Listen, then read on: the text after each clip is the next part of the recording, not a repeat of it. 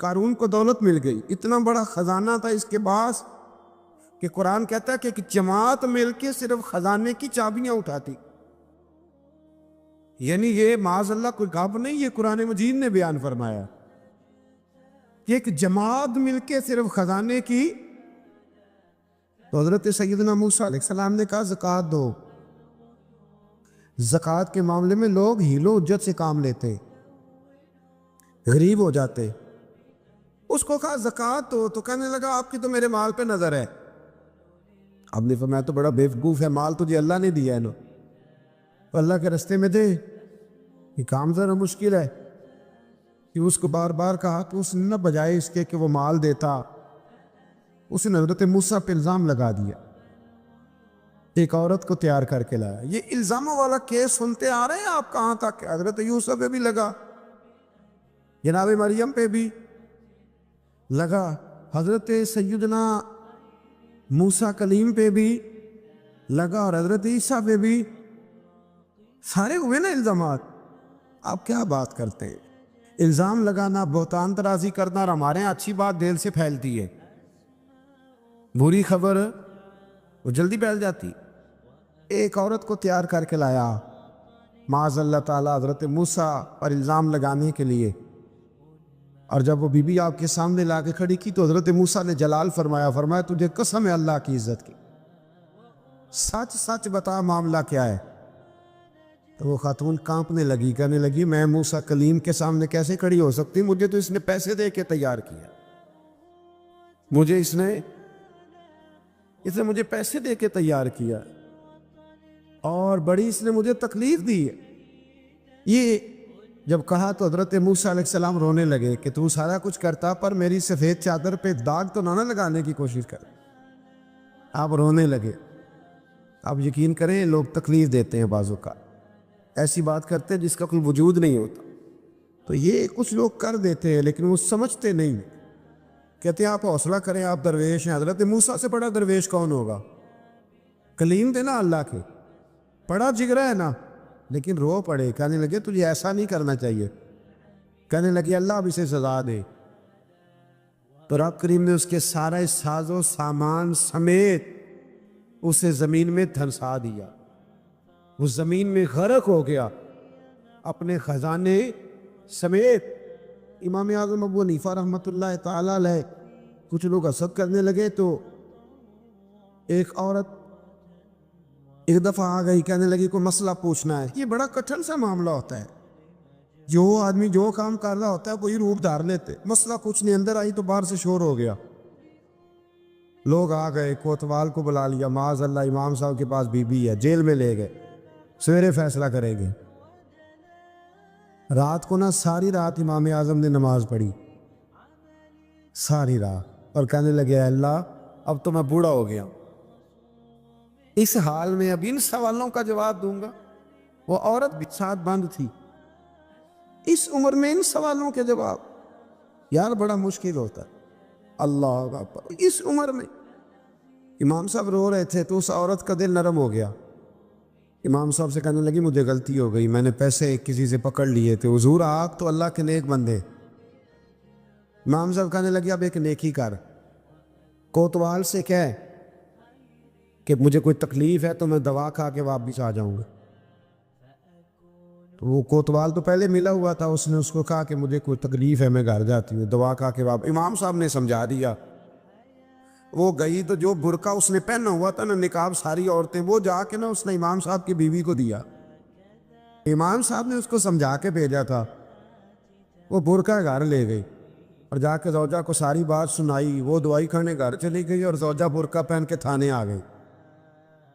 سویرے قاضی کے سامنے بھیج ہوئے تو کہنے لگا جی آپ اتنے بزرگ ہو کے عالم ہو کے بیوی کے ساتھ اکیلے. فرمایا میری بیوی ہے تو میں نے اکیلے ہی ہونا تھا اس کے ساتھ، اور کس نے ہونا تھا؟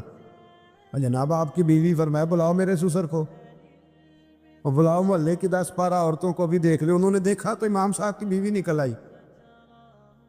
وہ جتنے تھے نا الزام لگانے والے وہ اب غور سے دیکھ رہے تھے. تو ایک کہنے لگا امام صاحب سے یہ کیا ہوا؟ فرمایا قرآن ہے وَتُعِزُّ مَن تَشَاءُ وَتُذِلُّ مَن تَشَاءُ. یہ قرآن ہے. ہونا کیا تھا؟ رب نے اپنا وعدہ سچا کر کے دکھایا ہے. تو اس نے بھی الزام لگایا، پھر سزا یہ ملی کہ وہ ہمیشہ کے لیے زمین میں دھنستا۔ دولت کون دیتا ہے؟ اللہ دیتا ہے نا، تو اگر اللہ کہے تھوڑی سی واپس بھی کرو، بندیاں دے خرچے بات جاندے نے، تھوڑی سی واپس مانگ لے تو ہاتھ تنگ ہو جاتا ہے۔ کہ خاتون نے ایک دفعہ مجھے پیغام دیا تو میں بڑی اس کی بات سن کے مجھے عجیب لگا۔ وہ کہنے لگی کہ دوسری جگہ میری شادی ہوئی ہے، مجھے طلاق ہو گئی تھی، تو مجھے ایک تانا روز سننے کو ملتا ہے تو اتنی اچھی ہوتی تو وہاں نہ رہ لیتی۔ تو بھئی یہ کوئی تانے والی بات ہے؟ کو ضروری ہے کہ بیوی غلط ہوتی ہے تو طلاق ہوتی ہے؟ اللہ کے محبوب علیہ السلام کی 2 صاحبزادیوں کو ابو لہب کے 2 بیٹوں نے طلاق بھیج دی تھی، کس کی غلطی تھی؟ تو آپ کیا کہہ سکتے ہیں یہاں کیوں طلاق؟ تو اتنی جلدی بات تھوڑی کر دیں گے آپ، تھوڑی احتیاط فرمائیں بولنے۔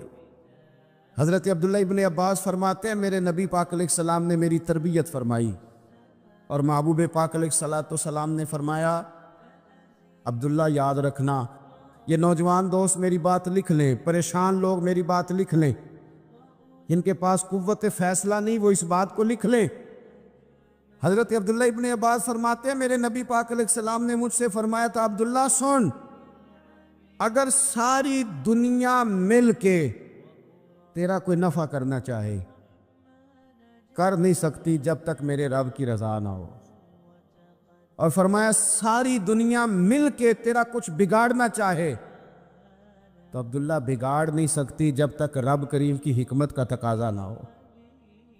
لوگوں سے ڈرنا، لوگوں کی طرف دیکھنا، ماحول دیکھ کے اپنے راہ کا تعین کرنا، ہر بندے کے خیالات کے مطابق ڈھلنے کی کوشش کرنا، فلانا نہ ناراض ہو جائے، فلانا نہ ناراض ہو جائے، وہ جس نے ہونا ہو جائے، بس رب رسول ناراض نہ ہو۔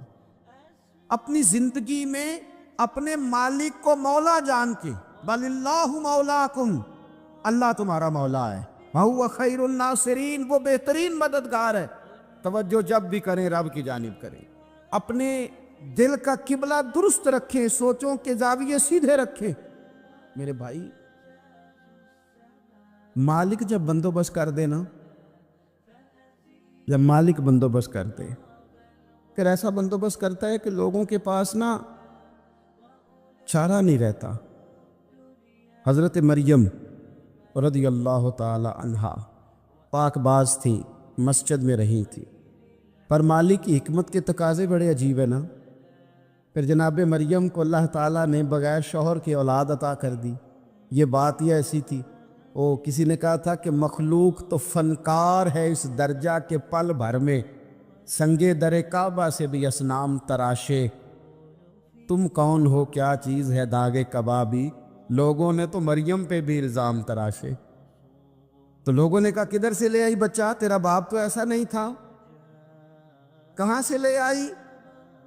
اللہ کرے میں آپ کو سمجھا سکوں، ذرا اپنے آپ کو وہاں کھڑا کریں کہ ایک پاک باز عورت، پاک باپ کی بیٹی، طیب ماں کی بیٹی، اور اللہ کے گھر میں پرورش پانے والی خاتون، ایک وہ وقت اور ایک یہ وقت کہ اس عورت کو کٹہرے میں کھڑا کر کے پوچھا جا رہا ہے کہ معاذ اللہ تیری گود میں بچہ جائز نہیں ہے، کہاں سے لائی ہے؟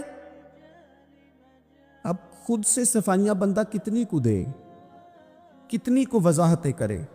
اور میں نے تو اپنی زندگی میں دیکھا ہے زیادہ وضاحت دینے والے کو بھی لوگ جھوٹا سمجھنے لگ جاتے ہیں، زیادہ وضاحت دینے پر بھی لوگ کمزوری کا اظہار سمجھتے ہیں کہ کمزور پڑ گیا ہے۔ آپ صلح کی کوشش کرتے ہیں، سامنے والا بزدل سمجھ لیتا ہے، زیادہ وضاحتیں بھی کمزور کر دیتی ہیں۔ اب حضرت مریم کو کٹہرے میں کھڑا کر کے کہا بچہ کس کا ہے؟ تو پھر خدا بندوبست جب کرے، اللہ جب مددگار ہو، تو پھر حضرت مریم کی گواہی درختوں سے نہیں دلوائی، اس نے پتوں سے نہیں دلوائی، پھر فرشتے نہیں بھیجے۔ حضرت مریم کہنے لگی مجھ سے نہ پوچھو، وہ جو پنگوڑے میں ہے اسی سے پوچھ لو، ان سے پوچھو نا، وہ کون ہے پوچھ لو، ان سے کر لو سوال۔ انہوں نے کہا پنگوڑے میں چند دنوں کا بچہ، یہ جواب دے گا؟ مددگار تھا رب، ان کی برات کا اعلان کرنا تھا مالک نے، اور جب مالک اعلان کر دے، جب مالک تیری صفائی دینا چاہے، جب مالک تجھے دنیا کے سامنے نکھارنا چاہے تو پنگوڑے میں لیٹے حضرت عیسیٰ بول کے کہنے لگے انی عبداللہ آتانی الکتاب، فرمایا میں اللہ کا بندہ ہوں، رب نے مجھے کتاب عطا کر کے نبی بنا کے دنیا میں بھیجا ہے، میں اللہ کا بندہ ہوں، کتاب لے کے آیا ہوں، نبی بن کے آیا ہوں۔ پھر پنگوڑے سے اعلان ہو گیا، پھر بچہ بول پڑا، اور یہ ایک دفعہ نہیں بات ہوئی۔ یہ بنی اسرائیل میں ایک جریج نام کے شخص بھی تھے جو نماز پڑھ رہے تھے، بعض نے لکھا ہے نفل نماز تھی، اماں نے پکارا تو آئے نہیں، تو ماں کے منہ سے نکل گیا تو اتنی دیر تک مرے گا نہیں جب تک کسی بے حیا عورت کا منہ نہ دیکھ لے۔ تو وہ عبادت گزار تھے، لیکن لوگوں نے ان کی عبادت، ریاضت، پرہیزگاری کو نہیں دیکھا، بس ایک عورت کو بھیج کے الزام لگوا دیا۔ وہ عورت آیا جایا کرتی تھی، اب آ جاتی ہیں عورتیں مسئلہ پوچھنے کی نیت سے بھی آ جاتی ہیں۔ ماحول میں کچھ جگہ ایسی بھی ہیں جہاں عورتیں دم کرانے کے بہانے آ جاتی ہیں۔ وہ خاتون آتی جاتی تھی اس خانقاہ پہ، آستانے پہ، یہ بخاری میں موجود ہے، پھر اس نے کہا میری گود میں جو بچہ ہے یہ انہی کا ہے۔ مجھے بتائے کیسے بندہ وضاحت دے؟ حالات خراب ہو گئے، لوگ کٹیا جلانے لگے، ماحول اور طرح کا بن گیا۔ میرے نبی پاک علیہ الصلوۃ والسلام فرماتے ہیں پھر اس رب کے بندے نے کہا مالک تو کریم ہے، تیری مشیت کا تقاضا آیا جو میری ماں نے جملے بولے تھے، اور اب میں وضاحت دینے کے قابل نہیں رہا، اب تو ہی کرم کرے گا تو دروازہ کھلے گا۔ تو وہ چند دنوں کا بچہ پنگوڑے میں بول کے کہنے لگا میں اس درویش کا نہیں، میں تو فلانے چرواہے کا بچہ ہوں، وہ جو بکریاں چراتا ہے۔ رب کی مدد کو پکاریں، اپنے ساتھ اپنے مالک کی مدد کو شامل کریں، تھوڑے رزق پر بھی گزارا اچھا ہونے لگ جائے گا۔ سارے لوگ آپ کو گرانے کی تدبیریں کر رہے ہوں گے اور مالک آپ کو عزتیں عطا فرما دے گا، اس کی بارگاہ سے حکمت کا تقاضا اور ہو جائے گا۔ ہم نے ساری زندگی لوگوں کو راضی کرنے میں گزار دی، ساری زندگی بڑھاپا آ گیا بچوں کو پالتے، اور بچوں نے آخری عمر میں کہہ دیا ابا اگر کوئی ڈھب کا کام کر لیتے تو آج ہمارے دن بھی پھر نہ جاتے۔ ساری زندگی گزار دی بہن بھائیوں کو راضی کرنے میں، ساری زندگی گزار دی ذمہ داریاں اٹھانے میں، ان کو 99 دفعہ دیا، ایک دفعہ نہیں دیا تو انہوں نے کہہ دیا تو نے تو کبھی دیا ہی نہیں، تو تھا ہی نہیں۔ ساری زندگی محلے داروں، علاقے والوں کو راضی کرنے میں گزار دی۔ اور میں نے ایسے لوگ بھی دیکھے دین کے لیے وقت گزارا، لیکن جب بڑھاپے میں دانت کام نہ کرتے تھے تو وقت کے مفتیوں کو بھی مسجدوں کی کمیٹیوں نے کہہ دیا اب آپ کی سمجھ نہیں آتی، ہم نے خطیب کو یور رکھنا ہے، نہ دیکھو دنیا کی طرف، دنیا رلا دیتی ہے، نہ راضی کرو بندوں کو، بندے تھکا دیتے، نہ پیچھے بھاگو ہر وقت دنیا داروں کے، یہ انسان کو کمزور کر دیتے ہیں۔ وہ تو کریم ہی بڑا ہے، 2 آنسو زمین پر بعد میں گرتے ہیں، بندے کے گناہ سارے پہلے معاف فرما دیتا ہے۔ اللہ کی مدد کا حصول، اپنے مالک کی مدد کی طرف بڑھنا، آپ کو بدر کی جنگ بھی یہی درس دے گی، آپ کو احد کا میدان بھی یہی سبق دے گا، فتح مکہ بھی یہی سبق دے گا۔ میرے دوستو جب رب مدد فرمائے، جب اللہ مددگار بنے، دوستوں سے ایک بات اکثر کرتا ہوں، میں کہتا ہوں کہ جتنے درد سے آپ امیر کو اپنی کہانی سناتے ہیں نا، اور جس طرح آپ کے آنسو بات کرنے سے پہلے گر جاتے ہیں کہ غریب ہیں، بچیاں ہیں، کاروبار نہیں، او میرے سنگیو، اس سے آدھے آنسو اپنے رب کی بارگاہ میں بکھیرو، اس کے حضور عرض گزار ہو جاؤ، اس سے طلب کرو۔ ایک وقت انسان پر زندگی میں ایسا آتا ہے کہ اسے یوں محسوس ہوتا ہے کہ میرا سایہ بھی ذرا سا پیچھے ہٹ گیا ہے، اسے یوں لگتا ہے کہ میں کسی سہارے پہ ہاتھ ڈالتا ہوں تو وہ بھاگ جاتا ہے مجھ سے، لیکن مالک کی بارگاہ ایسی عظیم بارگاہ ہے، رب رسول کے آستانے اتنے بڑے ہیں کہ آپ جب وہاں کشکول طلب دراز کرتے ہیں تو جھولی پھیلانے میں دیر لگتی ہے، ان کو بھرنے میں تو کوئی دیر نہیں لگتی۔ ہم نے اپنا سوچ کا قبلہ ہی دنیا کو بنا لیا ہے۔ یہ جو اللہ والوں کی مدد ہے یہ تو ہے نہیں، اللہ ہی کی مدد ہے۔ لیکن یہ جو سیٹھوں کی طرف توجہ کرنا، نوابوں کی طرف توجہ کرنا، دنیا داروں کی طرف توجہ کرنا اور اپنا مزاج اس طرح کا بنا لینا، یارو گردن کو جھکا دیتا ہے خیرات کا پتھر، جہاں میں مانگنے والوں کے سر کبھی اونچے نہیں ہوتے۔ اور اقبال کہتے ہیں غیرت ہے بڑی چیز جہان تگ و دو میں، پہناتی ہے یہ فقر کو تاج سردارا۔ میں عرض کروں گا کہ اپنی آپ جب توجہ کا قبلہ اللہ رسول کو بنائیں گے تو رب فرماتے وَيَرْزُقْهُ مِنْ حَيْثُ لَا يَحْتَسِبُ، میں نہ تجھے وہاں سے رزق دوں گا جہاں سے کبھی تیرا گمان بھی نہیں کیا ہوگا، یہاں سے بھی مل سکتا ہے، تو نے سوچا بھی نہیں ہوگا۔ بخاری شریف میں حدیث ہے، حضرت جابر ابن عبداللہ فرماتے ہیں نبی پاک صلی اللہ علیہ وسلم نے نا 300 لوگوں کا ایک لشکر روانہ کیا کسی مہم کے لیے، کسی جہاد کے لیے۔ حضرت ابو عبیدہ بن جراح رضی اللہ تعالیٰ عنہ امیر لشکر تھے۔ فرماتے غربت اتنی زیادہ تھی، بھوک اتنی زیادہ تھی کہ ایک ایک کھجور دن میں ایک وقت کھانے کو ملتی تھی، اور کچھ دن ایسے آئے کہ اب کھجور بھی نہیں مل رہی۔ فرماتے اتنی زیادہ بھوک لگی مجاہدین کو 300 بندہ پتے کھا کے گزارا ہونے لگے، یہ بخاری میں موجود ہے۔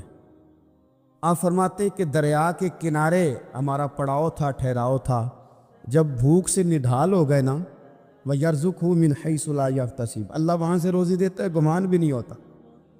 فرماتے ہیں ایک مچھلی اللہ تعالیٰ نے دریا کے کنارے بھیجی، فرماتے ہیں وہ تھی تو مچھلی پر پہاڑ جتنی تھی۔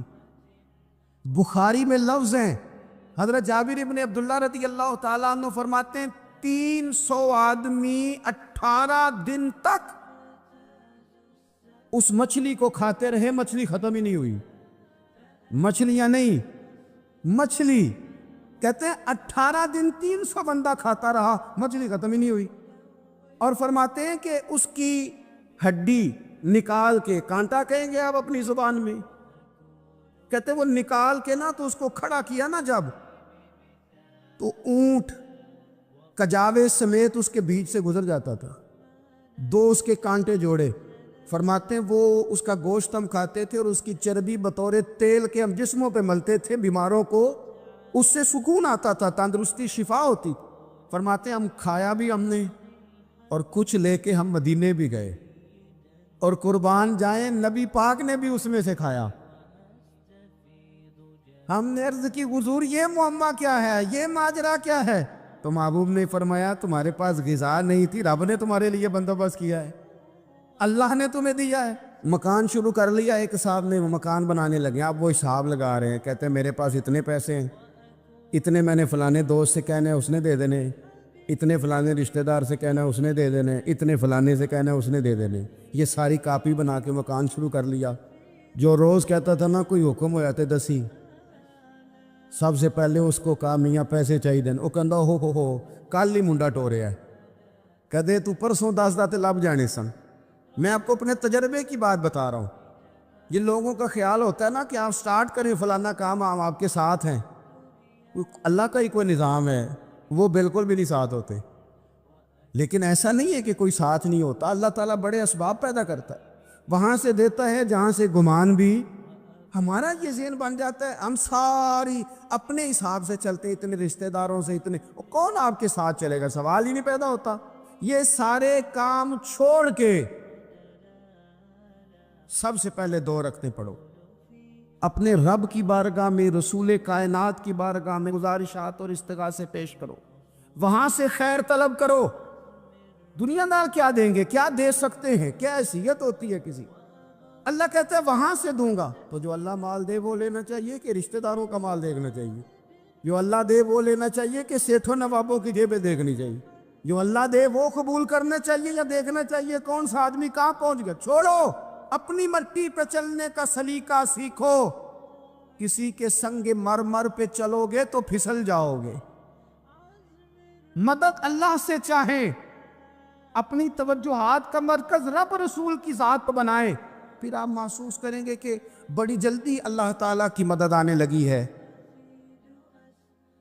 کبھی آپ صرف کہہ دیں نا میرا رب میرے ساتھ ہے، اس لفظ میں اتنی طاقت ہے کہ دشمن ویسے زہر ہو جاتا ہے۔ زندگی میں کسی سے بھی لڑائی ہو اچھی طرح سوچ لیں کہ اللہ اس طرف ہے یا اس طرف ہے.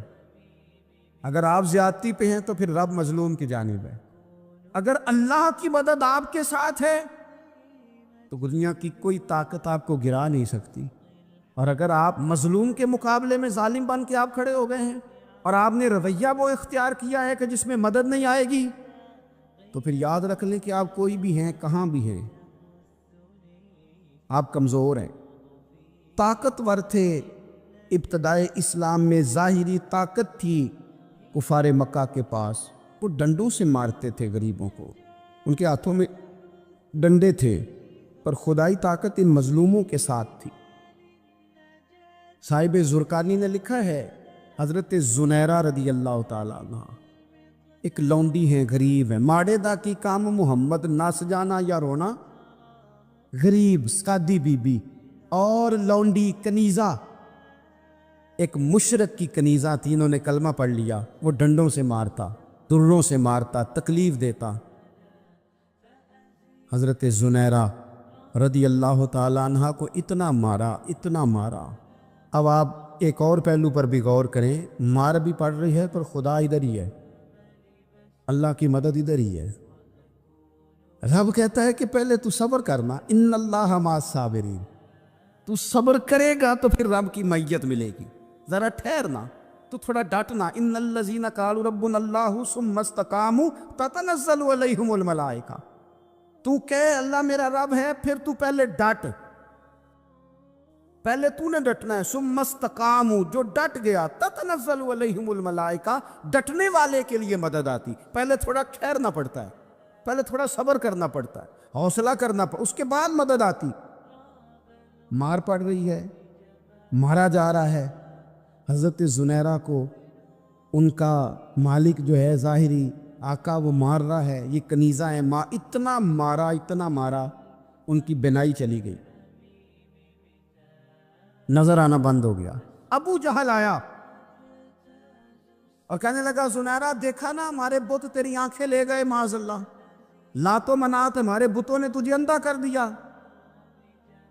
اب ایسا نہیں ہے کہ بی بی روتی جا رہی ہے, روتی جا رہی ہے, مایوسی مایوسی, معاذ اللہ, پریشانی, غریبی بڑی ہے, پوچھنے والا کوئی نہیں, یہ باتیں نہیں. کیا جملے ہیں خاتون کے, کیا لفظ ہیں. ابو جال نے تنزیہ کہا, معاذ اللہ, کہنے لگا دیکھا نا ہمارے بتوں نے تجھے اندھا کر دیا. تو جناب زنیرہ آنکھوں کی بینائی گئی ہے, رات کو گئی ہے, دکھ ابھی تازہ ہے, لیکن اللہ پہ جو توکل ہے, اپنے مالک سے جو رشتہ ہے وہ اتنا مضبوط ہے, اتنا طاقتور ہے, اس میں اتنی گہرائی ہے کہ حضرت زنیرہ بول کے نا اتنی قوت سے بولی, اتنی طاقت سے بولی کہ پورے کفر پر لرزہ طاری ہو گیا. فرمانے لگی تمہارے پتوں کی کیا اوقات ہے کہ وہ میری بینائی لے جائیں, یہ میری رب کی حکمت کا تقاضا ہے. جب تک اس نے چاہا زنیرہ دیکھتی رہی, اور جب اس نے چاہا زنیرہ کی آنکھوں کی بینائی چلی گئی, اور اگر وہ چاہے گا نا تو بینائی واپس بھی کر دے گا. اگر ہو ذوق یقین پیدا تو کٹ جاتی ہیں زنجیریں, اگر وہ چاہے گا تو بینائی آ بھی جائے گی. حضرت زنیرہ نے رات کو یہ لفظ کہے, ابو جال اور سارے کفار ڈر کے سن کے چلے گئے. آپ اطمینان سے آ کے بستر پہ سوئی. جب سویرے اٹھی تو اللہ نے آنکھوں کی روشنی واپس کر دی تھی. آنکھوں کی اب چھڑی پکڑی ہے, بازاروں میں گھومتی ہے, کہتی ہیں بلاؤ کدھر ہے تمہارے لات و منات, دیکھو میرے رب نے روشنی واپس کر دی. آ کر میرے ساتھ ادھر آ, ستمگر ہنر آزمائے, تو تیر آزما ہم جگر آزمائیں. بیمار لوگوں یاد رکھو, کہہ دیا ڈاکٹر نے کہ تو بڑا بیمار ہے, تو بڑا کمزور ہے, یہ ہو گیا وہ ہو گیا, تو ڈاکٹر اپنے علم کے مطابق بات کر رہا ہے.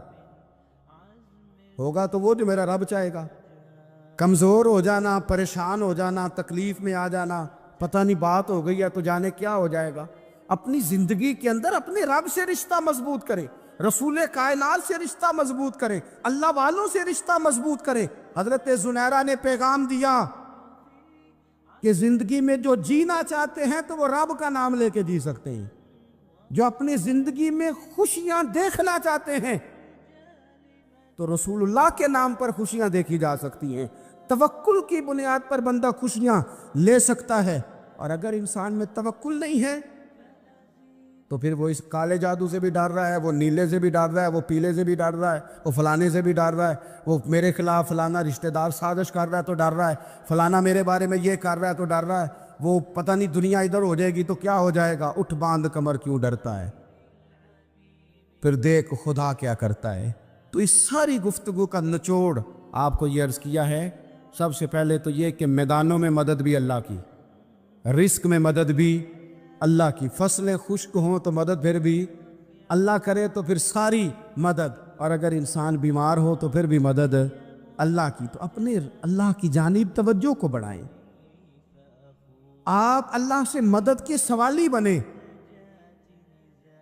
ترمذی کی ایک حدیث ہے, میں آپ کو زندگی کا تجربہ بتاتا ہوں کہ جب میں بڑا پریشان ہوتا ہوں تو یہ والی روایت کھول لیتا ہوں, مزہ دیتی ہے. میرے نبی پاک علیہ السلام نے فرمایا اپنے دکھ سیٹھوں نوابوں کو نہ کہنا, مالداروں کا نہ کہنا, ورنہ اللہ تمہیں کبھی غنی نہیں کرے گا. فرمایا اپنے دکھ اپنے رب کی بارگاہ میں عرض کرنا, جلدی کرے یا دیر سے کرے اللہ تمہیں لوگوں سے بے نیاز کر دے گا, اللہ تمہیں غنی کر دے گا. رات کو بیٹھو نا اس کی بارگاہ میں. امام غزالی سے کسی نے پوچھا تھا, امام غزالی سے, کہ حضور اللہ کا بندے سے راضی ہونا کمال ہے یا بندے کا اللہ سے راضی ہونا کمال ہے؟ تو امام غزالی مسکرائے, فرمانے لگے رب تو بڑا ہی مہربان ہے, وہ تو بڑی جلدی راضی ہو جاتا ہے. وہ تو مسجد میں آ کے توبہ کرے تو اللہ راضی, کسی یتیم کے سر پہ ہاتھ پھیرو تو اللہ راضی, وہ تو کسی اندھے کو رستہ دکھایا تو اللہ راضی ہو گیا, وہ تو طوائف نے کتے کو پانی پلایا تو اللہ. امام صاحب فرمانے لگے یہ بندہ ہے جو اللہ سے راضی نہیں ہوتا.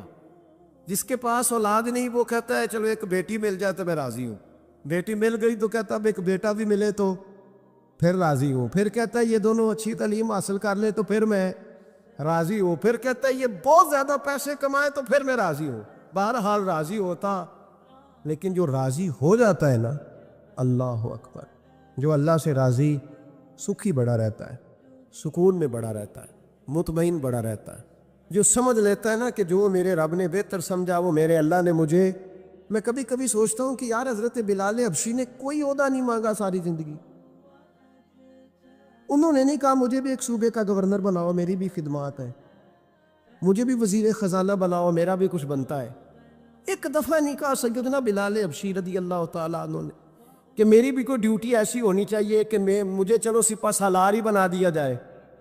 ساری زندگی مسجد میں جھاڑو دیا تو اسی پہ راضی رہے, ساری زندگی محبوب کے مہمانوں کا لنگر پکایا تو اسی پہ راضی رہے, ساری زندگی میرے محبوب علیہ السلام کے بچوں کی نوکری کی تو اسی پہ راضی رہے, راضی بالرضا رہے. حضرت سیدنا موسیٰ علیہ السلام نے عرض کی کوہ طور پہ جا کے, مولا میری قوم پوچھتی ہے کہ کوئی ایسا کام بتا جو ہم کریں تو ہم سے راضی ہو جائے.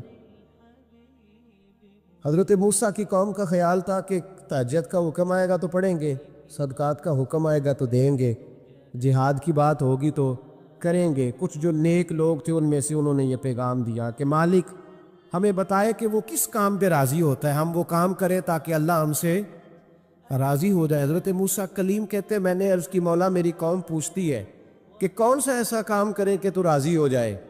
تو رب کریم نے ارشاد فرمایا موسیٰ کہتے میرا خیال تھا کوئی لسٹ ملے گی, لیکن مالک نے ایک جملہ کہا, ایک جملہ, اور تفسیروں کے دریا بہا دیے. عرش کے مالک نے فرمایا موسیٰ ان سے کہو جا کے کہ وہ مجھ سے راضی ہو جائے, میں ان سے راضی ہو جاؤں گا, مجھ سے راضی ہو جائے. بندے اللہ سے راضی ہی نہیں راضی ہوتے, اللہ کی رضا پہ راضی رہیں, مالک کے فیصلوں میں اپنے دل میں کوئی بوجھ محسوس نہ کریں, اپنی زندگی اللہ کے فیصلوں. دیکھیں نا, جو ماں باپ اللہ نے بڑے اچھے سمجھے وہ ہمارے لیے پسند کی, وہ اللہ نے ہمارے لیے جو اس نے ہمارے حق میں بڑے, جو بہن بھائی, اللہ کرے آپ کو سمجھ آئے, جو بہن بھائی اس نے ہمارے حق میں بڑے اچھے سمجھے وہی بہن بھائی اس نے ہمیں عطا کیے. جس بیوی کو اس نے ہمارے گھر کے گلشن میں بہتر سمجھا اس کو لا کے اس نے ہمارے آنگن میں بٹھایا, اور جو اولاد اس نے ہمارے لیے باعث افتخار سمجھی وہ اولاد اس نے ہمیں عطا فرمائی۔ حضرت نوح علیہ السلام کا بیٹا کافر ہو گیا، پر کسی جگہ انہوں نے شکوہ نہیں کیا کہ مالک یہ کافر کیوں ہوا۔ اللہ کے قبضے میں ہے نا دل، پھیر سکتے ہیں نا، مقلب القلوب ہے، لیکن حضرت نوح نے دعا اللہ کی رضا پر راضی رہے، سمجھو کہ میرے حق میں جو بہتر تھا مالک نے وہ چیز مجھے عطا کر دی۔ ہم یہ سوچتے ہی نہیں کہ ہمیں نہیں پتا ہمارے حق میں بہتر کیا ہے، ہمارے رب کو پتا ہے۔